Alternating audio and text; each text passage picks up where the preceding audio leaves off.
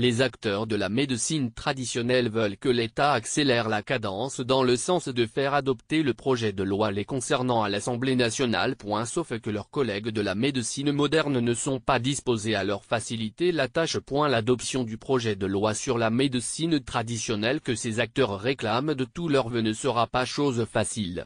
En effet, l'inter-ordre des professionnels de la santé s'y oppose, arguant du fait que ce projet de loi va à l'encontre de la santé des populations. Ce qui a obligé les acteurs de la médecine traditionnelle à organiser, mercredi, un panel pour répondre aux avis opposés à leur projet. Nous trouvons la démarche de l'inter-ordre contradictoire quand il dit que ce projet de loi est contre la santé des populations.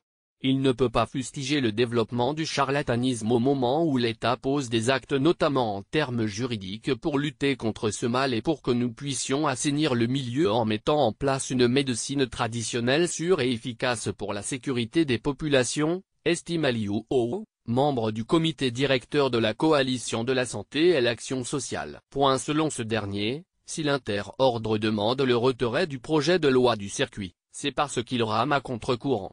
Nous les avons conviés, les médecins, NDLR, aujourd'hui à ce débat mais ils ne sont pas venus. Nous aurions souhaité qu'ils soient là pour que l'on puisse échanger pour défendre ensemble nos points de vue et sur la base de cela nous verrions qui a tort, dit-il. Liu Hou soutient que la médecine traditionnelle contribue positivement à la politique nationale de santé.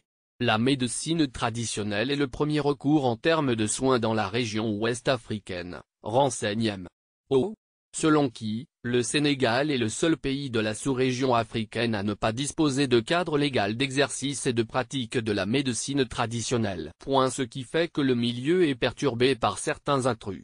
Il y a les praticiens de la médecine traditionnelle authentique, reconnus et choisis sur la base de critères tels que notoriété, sédentarité, accessibilité, etc. L'autre type de praticiens, ce sont les charlatans. Ces derniers disent qu'ils peuvent soigner toutes sortes de pathologies alors que c'est totalement faux, souligne Liu Hou, qui, selon lui, seule l'adoption du projet de loi sur la médecine traditionnelle peut régler le problème. Pour permettre d'assainir leur lieu, encadrer la pratique et mettre en place des rudiments de protection et de sécurisation pour la population.